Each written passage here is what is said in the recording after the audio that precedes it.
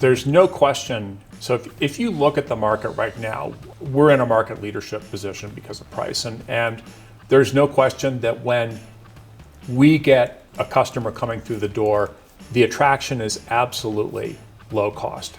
Can we actually do what we say we're going to do for that low cost? So we proved that pretty quickly. On the commercial side, we've had customers come to us and say, we literally have a product upgrade or a new project that we're working on where we were limited by our cost of goods or our bill of materials. And they were able to take that product or that project off the shelf, embed our low-cost tactical navigation in that system, and go to market with it, sometimes saving 2 years and driving to revenue faster. But there's just getting the customer is one thing.